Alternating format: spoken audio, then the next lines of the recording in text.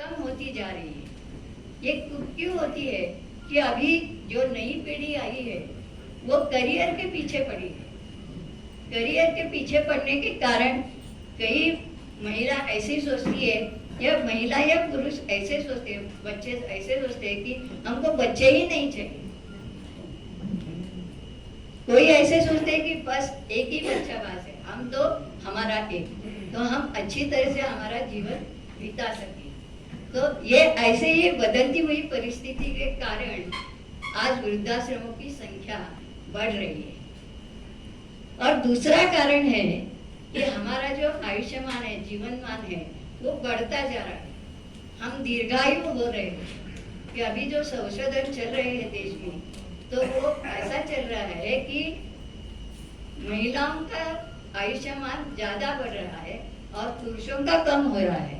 अपने देश में औसत जीवनमान है 67.9, इसमें महिला है 69.1 और पुरुष है 60.4, यानी महिला ही ज्यादा जीवन बिताती है। तो उसके कारण उसके बहुत सारी समस्या आती है, ज्यादा आयुमान बढ़ने के कारण। और इसके कारण वृद्धाश्रमों की संख्या हमारी बढ़ रही है। जब सीनियर सिटीजन को जब आर्थिक परिस्थिति में अच्छे रहते हैं, यानी पेंशन अच्छा है उसका, तो उसके परिवार की प्रतिष्ठा अलग रहती है। जब जब उसकी कमाई कम हो जाती है या स्वास्थ्य दुर्बलता आती है, तो उसकी प्रतिष्ठा कम होने लगती है। कि महिलाओं की समस्या क्या है, हम साथ साथ काम करने वाले हैं, इसलिए महिलाओं की समस्या क्या है, वृद्ध महिलाओं की समस्या क्या है, ये पुरुषों को भी समझना चाहिए कि हम साथ में काम करने वाले, इसीलिए ये जरूरी है। तो वृद्ध समस्या क्या है, ये दुर्गम सामाजिक स्थान। आज बहुत लिखी पढ़ी महिला भी है, आर्थिक स्वावलंबी भी है उसका, लेकिन फिर भी उसका समाज में स्थान दुर्गम ही है। वो निर्णय प्रक्रिया में उसका सहभाग बढ़ रहा है, लेकिन जितना चाहिए उतना नहीं बढ़ रहा है। ये ग्रामीण भाग में देखा जाए तो ना के बराबर ही है, क्योंकि महिला कोई ऐसे ग्रामीण भाग की निर्णय ही नहीं ले सकती है, क्योंकि परिस्थिति में एक शिक्षा का अभाव रहता है, आर्थिक परिस्थिति भी रहती है, इसलिए वो कुछ निर्णय नहीं ले सकती। दूसरा कारण है भेदभाव। आप सभी जानते हैं भेदभाव कैसे होते हैं। लड़कियों के तरफ अलग तरह से दिखाया जाता है, लड़कों के अलग तरह से दिखाया जाता है। ऐसे वृद्ध महिला, वृद्ध पुरुष, ऐसे भेदभाव होते ही है। इसके बारे में आप सभी सोचते हैं और सभी को मालूम है। कुपोषण और स्वास्थ्य, ग्रामीण भाग में पोषक आहार न मिलने के कारण फ्लैट उसके नाम पर रहता है ऐसा नहीं है।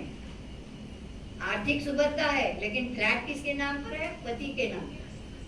अगर उसके नाम पर कोई लोन लेता है तो उसका नाम पहला आता है, बाद में पति का आता है। तो फ्लैट के नाम पर भी ऐसा दुजाभाव हो सकता है। तो दूसरा है कि अभी जो हमने पेंशन हम लेते हैं, ग्रेजुएटी लेते हैं, इन्वेस्टमेंट करते हैं, तो इन्वेस्टमेंट करने के बाद हम कहाँ रखते हैं, एफडी में रखते हैं, कहीं कुछ रखते हैं। तो अभी जो बात हुई इंटरेस्ट की, कि एफडी का इंटरेस्ट भी कम होने लगा है। तो खाली जिसको पेंशन नहीं मिलता है, खाली ग्रेजुएटी मिलती है, तो अगर टैक्स कम हो रहा है, इंटरेस्ट कम हो रहा है, तो उसका वो ग्रेजुएटी का जो पैसा रखा है वो कम होता जा रहा है, क्योंकि अभी महंगाई भी बढ़ती है, बच्चों का शिक्षा का भी खर्चा होता है, बहुत सारा खर्चा होता है, तो उसमें से उसको पैसा निकालना पड़ता है, तो फिर उसके पास पैसा ही नहीं रहता। ये आर्थिक सुरक्षा उसकी कम होनी है। बाद में ग्रामीण भाग में आप देखा जाएगा तो खेती में काम करने वाली महिला है, उसकी खुद की है, यानी खुद की खेती है, खुद के खेती में काम करती है, लेकिन खेती किसके नाम पर है, पति के नाम पर वो काम करती है।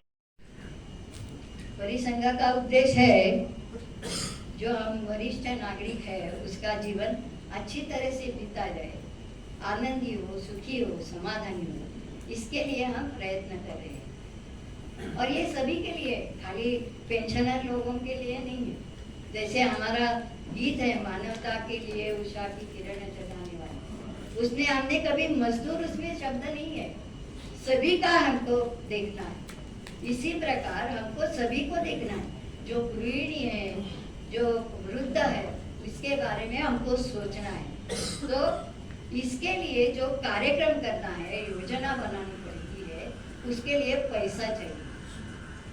तो पैसा कैसा इकट्ठा होगा?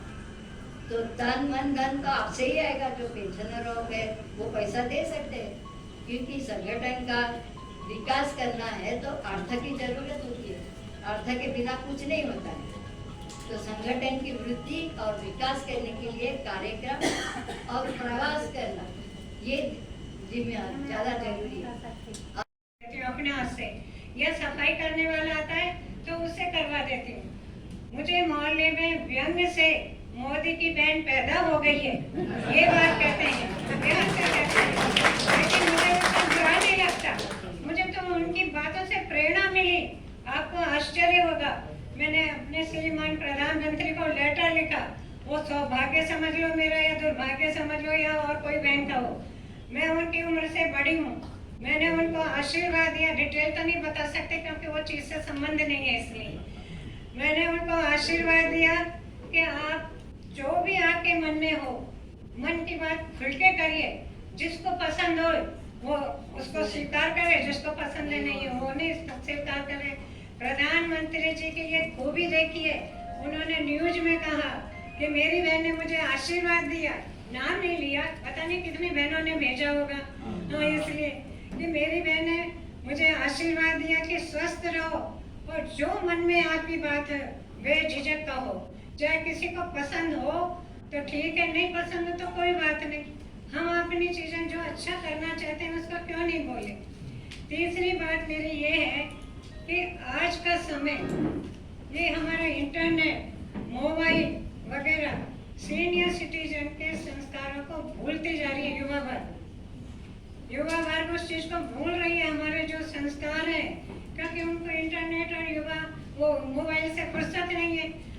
बड़े बूढ़े लोगों के पास कैसे बैठे, अपनी गृहस्थी संभाले, अपने बच्चे संभाले, अपनी नौकरी संभाले, हम तो मूर्ख जैसे देखते रहते हैं। लेकिन ये अपनी कमजोरी है, अपन को समझाना पड़ेगा उनको। देखो मैं आप छोटा सा प्रसंग, इस चीज से संबंध नहीं है लेकिन मैं आपको बताती हूँ। चित्रकूट के घाट पे श्री राम जी और सीता जी बैठे हुए हैं, बहुत आनंद से वो प्राकृतिक छटा निहार रहे हैं और अचानक सीता जी बोलती है कि देखो राम जी मेरे पैर कितने सुंदर हैं, लेकिन राम जी भी मुस्कुरा के कहते हैं नहीं सीते, पैर तो मेरे ही सुंदर हैं। इस तरह की वार्तालाप चलती है। लक्ष्मण जी आते हैं, वो लक्ष्मण जी आते हैं घूमते घामते, क्योंकि वो तो वनों में घूमते रहते थे। लक्ष्मण जी उनके पास आते हैं तो राम जी कहते हैं आओ भाई लक्ष्मण, आप हमारी बुद्धि सुलझा दो। लक्ष्मण जी तो बड़े धर्म संकट में पड़ गए, मैं राम जैसे भाई की बुद्धि कैसे सुलझाऊंगा। नहीं बोला, आपको निर्णय करना पड़ेगा, तुम्हारी भाभी के पैर सुंदर है कि मेरे सुंदर है। और भाभी कहती देखो आपके तुम्हारे भाई के पैर कितने बड़े बड़े बेडोल है, मेरे पैर देखो कितने सुंदर है। लेकिन वो लक्ष्मण जी तो धर्म संकट में, अब वो कैसे निर्णय करें कि किसके सुंदर है। तो वो बड़े सोच विचार के कहते हैं पैर तो भाभी के सुंदर है। इतने बड़े राम जिसको करोड़ों करोड़ों दुनिया मानती है, उनके मन में भी ऐसा आ गया कि देखो ये अपनी भाभी की चमचागिरी कर रहा है, इसलिए भाभी की अच्छे पैर बता रहे। तो वो भाभी कहती है देखो लक्ष्मण, मैं जब से तुम्हारे भाई से बोल रही हूँ कि ये पैर मेरे सुंदर हैं और इनके नहीं है। लक्ष्मण जी कहते हैं भाभी अभी मेरी बात पूरी नहीं हुई है, आगे तो सुनिए आप। पैर तो भैया के ही सबसे ज्यादा सुंदर है। सीता जी देखती रह गई कि ये कैसे जल्दी से बदल गए हैं, क्या करा जाए इनका।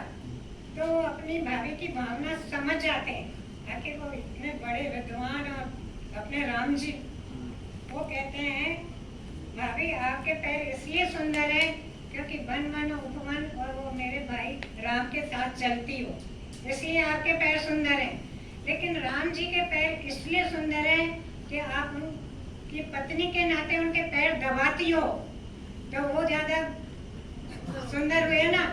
तो इसी तरह इस प्रसंग से हम ये ले सकते हैं कि छोटे भाई इतनी तरीके से समझा देते हैं, तो हम वरिष्ठ नागरिक होने के नाते अपने बाल बच्चों को क्यों नहीं समझा सकते।